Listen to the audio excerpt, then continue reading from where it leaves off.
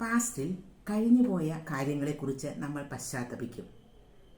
ചില കാര്യങ്ങളൊക്കെ ചെയ്ത് കഴിഞ്ഞിട്ടാവും നമ്മൾ ആലോചിക്കുക അങ്ങനെ ചെയ്യരുതായിരുന്നു എന്ന്. അതുപോലെ തന്നെ മറിച്ചും ചില കാര്യങ്ങളൊക്കെ നമ്മൾ ചെയ്തിട്ടുണ്ടാവില്ല. അപ്പോൾ പിന്നീട് ആലോചിക്കുമ്പോൾ നമുക്ക് തോന്നും, ഓ ഞാനങ്ങനെ ചെയ്യണമായിരുന്നു എന്ന്. ഇതൊക്കെ ആലോചിച്ച് നമ്മൾ പശ്ചാത്തപിക്കുന്നത് സ്വാഭാവികമാണ്. പലപ്പോഴും ഇങ്ങനെയുള്ള സന്ദർഭങ്ങൾ നമുക്കുണ്ടാവാറുണ്ട്.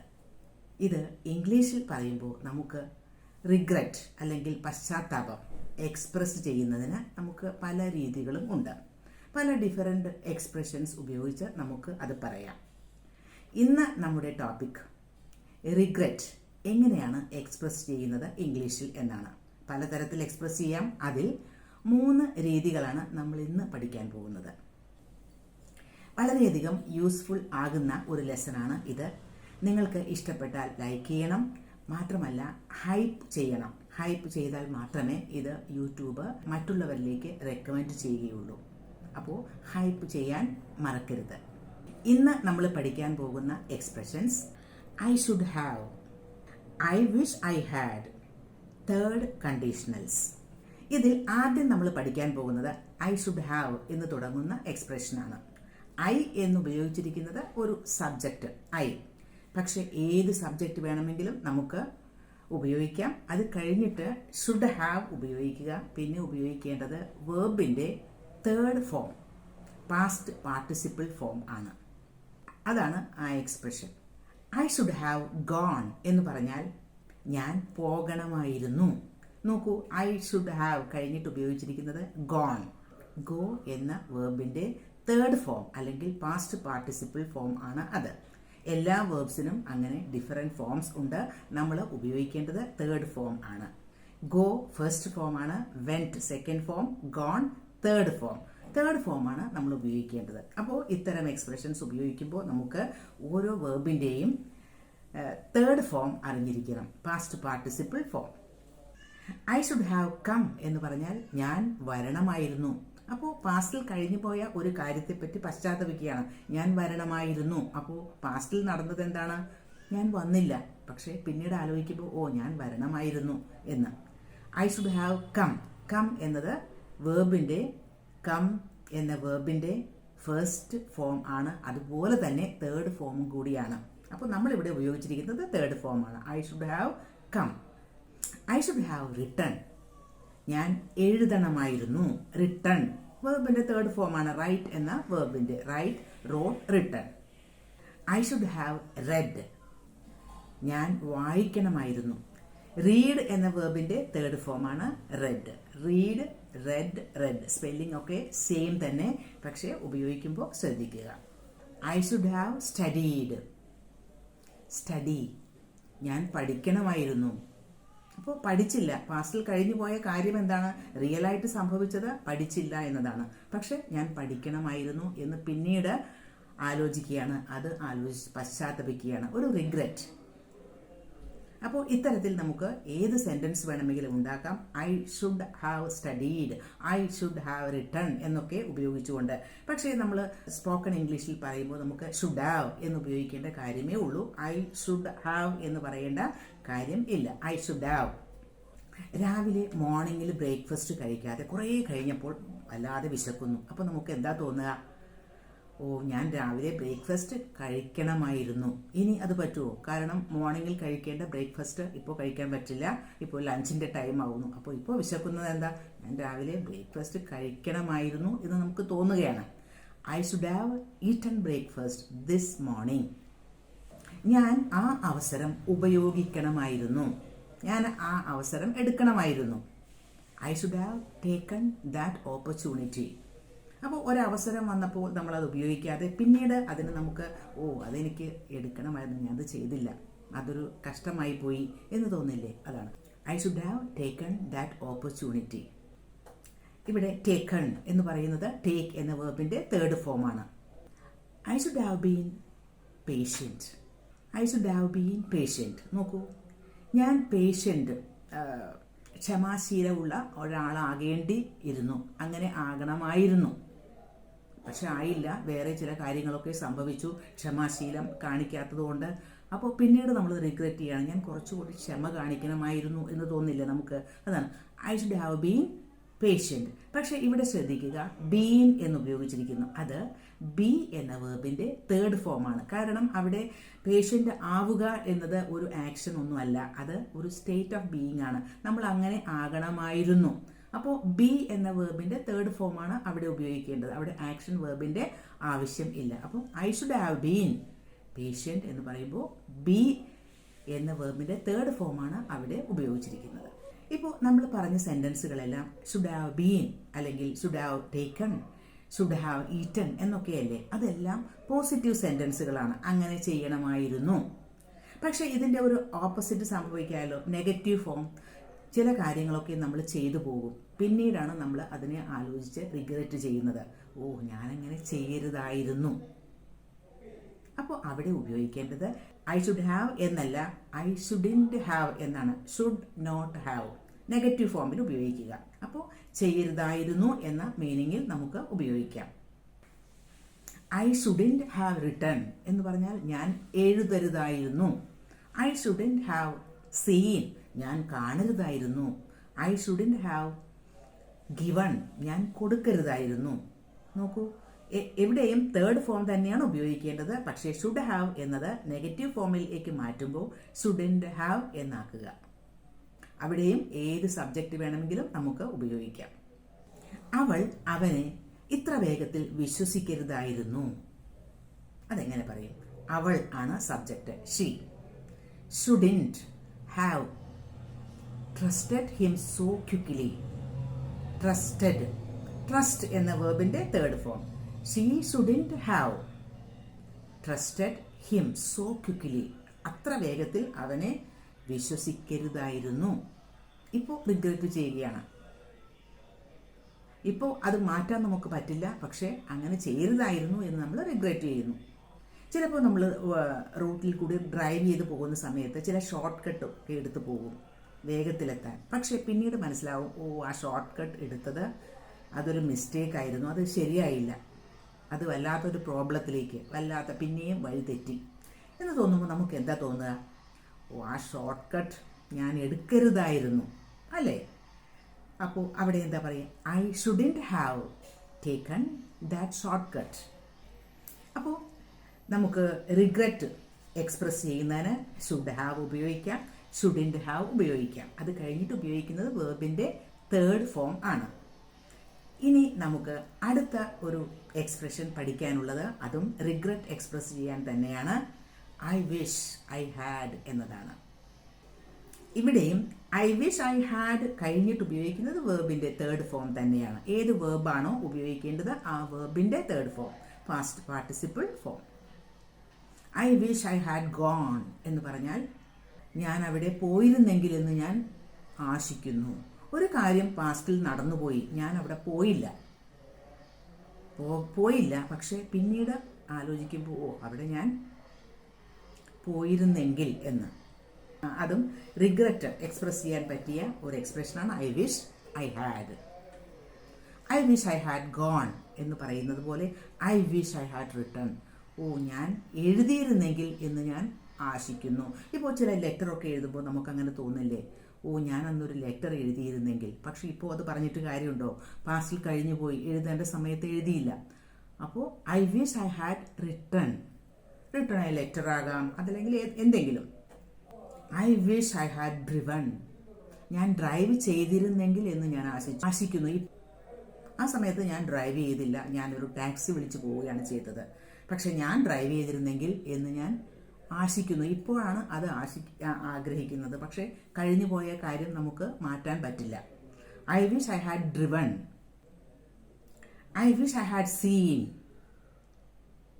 I wish I had seen, ഞാൻ കണ്ടിരുന്നെങ്കിൽ എന്ന് ഞാൻ ആശിക്കുന്നു.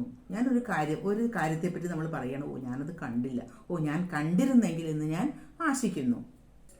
ഞാൻ ആ ഒരു ജോലിയുടെ ഓഫർ എടുത്തിരുന്നെങ്കിൽ എന്ന് ഞാൻ ആശിക്കുന്നു. ചില കാര്യങ്ങളൊക്കെ ജോബ് ഓഫറൊക്കെ വരുമ്പോൾ നമുക്ക് ഇല്ല, ഇതിലും നല്ലത് നമുക്ക് കിട്ടും എന്ന് ആലോചിച്ച് നമ്മളത് വേണ്ട എന്ന് വയ്ക്കും. പിന്നീട് നമുക്ക് അതൊരു പശ്ചാത്താപം നമുക്ക് തോന്നും. I wish I had taken that job offer. ആ ജോബ് ഓഫർ ഞാൻ എടുത്തിരുന്നെങ്കിൽ, കഴിഞ്ഞുപോയി, ഇനി എടുക്കാൻ പറ്റില്ല. ഞാൻ ആ ഒരു കോൺസേർട്ട്, ഒരു സംഗീത കച്ചേരി ഞാൻ അറ്റൻഡ് ചെയ്തിരുന്നെങ്കിൽ എന്ന് ഞാൻ ആഗ്രഹിക്കുന്നു. പക്ഷേ ഇപ്പോൾ ആഗ്രഹിച്ചിട്ട് കാര്യമില്ല. എങ്കിലും ഞാൻ അതിനെപ്പറ്റി ആലോചിച്ച് പശ്ചാത്തപിക്കുന്നു. I wish I had attended the concert. Attended, ശ്രദ്ധിക്കൂ, അറ്റൻഡ് എന്ന വേർബിന്റെ തേർഡ് ഫോമാണ് അറ്റൻഡഡ്. ഞാൻ കുറച്ചുകൂടി സപ്പോർട്ടീവ് ആയിരുന്നെങ്കിൽ, ചില കാര്യങ്ങളൊക്കെ ചിലരൊക്കെ സപ്പോർട്ട് ചെയ്യേണ്ടി വരും. പക്ഷേ അങ്ങനെയൊന്നും ചെയ്യാതെ പിന്നീട് തോന്നുകയാണ്, പിന്നീട് നമ്മൾ അതിനെപ്പറ്റി റിഗ്രറ്റ് ചെയ്യും. ഓ, ഞാൻ കുറച്ചുകൂടി ഒന്ന് സപ്പോർട്ടീവ് ആയിരുന്നെങ്കിൽ. അപ്പോൾ എങ്ങനെ പറയുക? I wish I had been supportive. ശ്രദ്ധിക്കുക, ബീൻ എന്നാണ്. കാരണം സപ്പോർട്ടീവ് ആയിരുന്നെങ്കിൽ അവിടെ ഒരു ആക്ഷൻ അല്ല.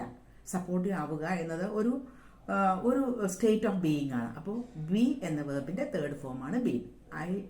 I wish I had been more supportive.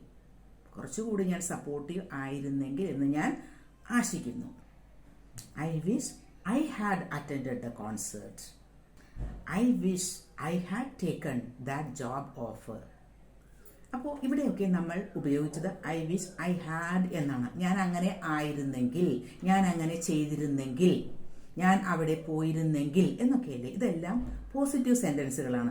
ഇതിന്റെ നെഗറ്റീവ് ഫോമും ആകാം. അപ്പോൾ ഐ വിഷ് ഐ ഹാഡ് ഉപയോഗിക്കുന്നത് ഐ വിഷ് ഐ ഹാഡിൻറ്റ് എന്നാണ് ഉപയോഗിക്കേണ്ടത്. അത് കഴിഞ്ഞിട്ടാണ് വേർബിന്റെ തേർഡ് ഫോം ഉപയോഗിക്കേണ്ടത്. ഞാൻ അങ്ങനെ ചെയ്തിരുന്നില്ലെങ്കിൽ എന്ന് ഞാൻ ആശിക്കുന്നു. ഒരു കാര്യം നമ്മൾ ചെയ്തു പോയ കാര്യത്തെ പറ്റിയാണ് ഇപ്പോൾ പശ്ചാത്തപിക്കുന്നത്. ഓ, ഞാൻ അങ്ങനെ ചെയ്തിരുന്നില്ലെങ്കിൽ, ഞാൻ അവിടെ പോയിരുന്നില്ലെങ്കിൽ എന്ന് ഞാൻ ആഗ്രഹിക്കുന്നു. അവിടെ പോയതുകൊണ്ട് ചില പ്രശ്നങ്ങളൊക്കെ ഉണ്ടായി. അപ്പോൾ അവിടെ പോയിരുന്നില്ലെങ്കിൽ എന്ന് ഞാൻ ആഗ്രഹിക്കുന്നു. ഞാൻ അത്രയധികം സമയം വേസ്റ്റ് ചെയ്തിരുന്നില്ലെങ്കിൽ എന്ന് ഞാൻ ആഗ്രഹിക്കുന്നു. I wish I ഹാഡിൻറ്റ് wasted so much time. ഒരുപാട് സമയം വേസ്റ്റ് ചെയ്തു, അപ്പോൾ അതുകൊണ്ട് അതിൻ്റെ പ്രശ്നങ്ങളും ഉണ്ടായി. ഇപ്പോൾ ആലോചിക്കുന്നു, ഓ, അത്രയധികം സമയം ഞാൻ വേസ്റ്റ് ചെയ്തിരുന്നില്ലെങ്കിൽ. ഇപ്പോൾ പറഞ്ഞിട്ട് ഒരു കാര്യവുമില്ല, എങ്കിലും റിഗ്രറ്റ് ചെയ്യുകയാണ്. I wish I ഹാഡിൻറ്റ് wasted so much time. ചില കമ്പനികളിലേക്ക് കൊണ്ടുപോയി നമ്മൾ പൈസ ഇൻവെസ്റ്റ് ചെയ്യും. അത് ചിലപ്പോൾ പ്രശ്നങ്ങളാവും. നമ്മുടെ മണിയൊക്കെ പോയി കഴിയുമ്പോൾ നമ്മൾ ചിന്തിക്കും, ഓ, ഞാൻ ആ കമ്പനിയിൽ മണി ഇൻവെസ്റ്റ് ചെയ്തിരുന്നില്ലെങ്കിൽ. I wish I hadn't invested my money in that company. I wish I hadn't, had not എന്നതിൻ്റെ ഷോർട്ട് ഫോമാണ് ഹാഡിൻറ്റ്. ഇൻവെസ്റ്റഡ്, നോക്കൂ, വേർബിന്റെ തേർഡ് ഫോം. ഇൻവെസ്റ്റ് എന്ന വേർബിന്റെ തേർഡ് ഫോമാണ് ഇൻവെസ്റ്റഡ്. ചില ആളുകളെയൊക്കെ നമ്മൾ വല്ലാതെ വിമർശിക്കും. പിന്നീട് തോന്നും, അത്രയ്ക്ക് വിമർശനമൊന്നും വേണ്ടായിരുന്നു, അത്രയ്ക്ക് ക്രിറ്റിക്കൽ ആകാൻ പാടില്ലായിരുന്നു ഞാനെന്ന് നമുക്ക് തോന്നില്ലേ? കൂടുതൽ ക്രിറ്റിസിസം കേൾക്കുമ്പോൾ കേൾക്കുന്ന ആളുകൾക്ക് അതൊരു സുഖം ഉണ്ടാവില്ല. അപ്പോൾ നമുക്ക് പിന്നീട് തോന്നും, ഓ, അത്രയ്ക്കൊന്നും വേണ്ടായിരുന്നു. I wish I ഹാഡിൻറ്റ് been so critical. അത്രയ്ക്ക് ക്രിറ്റിക്കൽ ആകേണ്ടിയിരുന്നില്ല. ഞാൻ ആഗ്രഹിക്കുകയാണ്, ഞാൻ ആഗ്രഹിച്ചു പോവുകയാണ്. എന്താണ് ആഗ്രഹിച്ചു പോകുന്നത്? I wish I ഹാഡിൻറ്റ് been critical. അത്രയ്ക്ക് ക്രിറ്റിക്കൽ ആയില്ലായിരുന്നെങ്കിൽ എന്ന് ഞാൻ ആഗ്രഹിക്കുന്നു എന്നാണ്.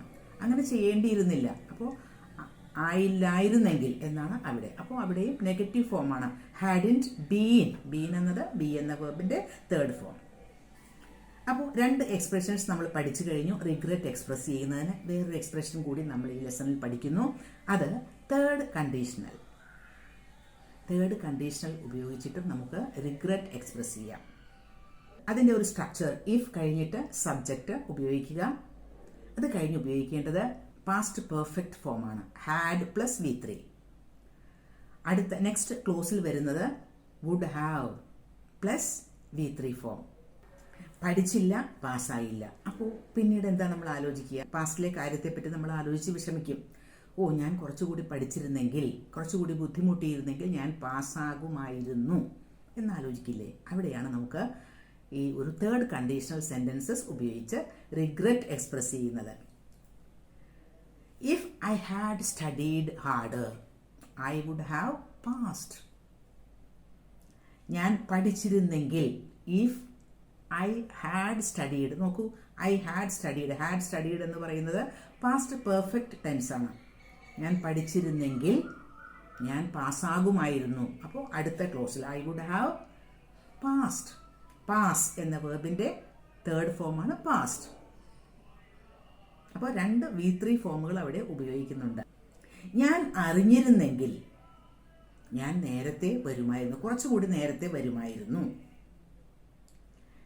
ഞാൻ അറിഞ്ഞിരുന്നെങ്കിൽ എന്നാണ്. അപ്പോൾ if I had known I would have come earlier. കുറച്ചുകൂടി നേരത്തെ വരുമായിരുന്നു.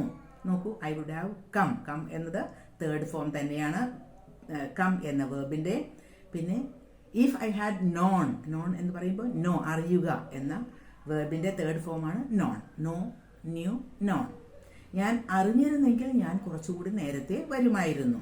അപ്പോൾ ഇത് രണ്ടും പോസിറ്റീവ് സെൻറ്റൻസ് ആണ്. ഞാൻ അറിഞ്ഞിരുന്നെങ്കിൽ, ഞാൻ പഠിച്ചിരുന്നെങ്കിൽ എന്നൊക്കെ പറയുന്നത്. ഇനി നമുക്ക് അതിൻ്റെയും നെഗറ്റീവ് ഫോംസ് ആകാം.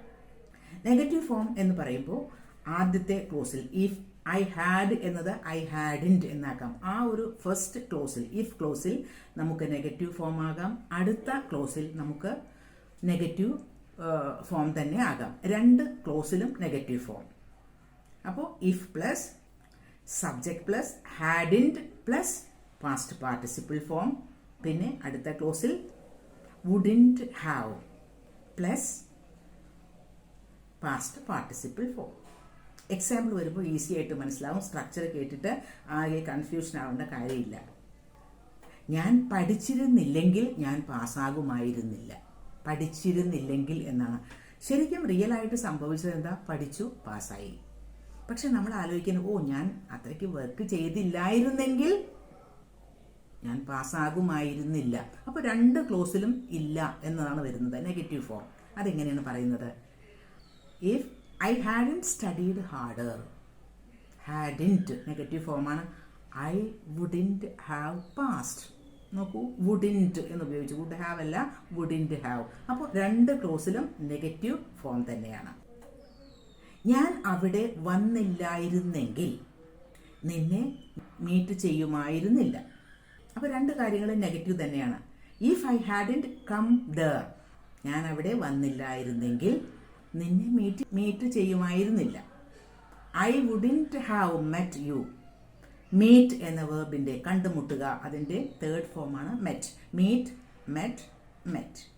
അപ്പോൾ 2 ക്ലോസിലും നെഗറ്റീവ് തന്നെയാണ്. വന്നില്ലായിരുന്നെങ്കിൽ, കണ്ടുമുട്ടില്ലായിരുന്നു. ഇനി വേറൊരു സെൻറ്റൻസ് നോക്കൂ. If I hadn't come there, ഞാൻ അവിടെ വന്നില്ലായിരുന്നെങ്കിൽ I wouldn't have had that amazing experience.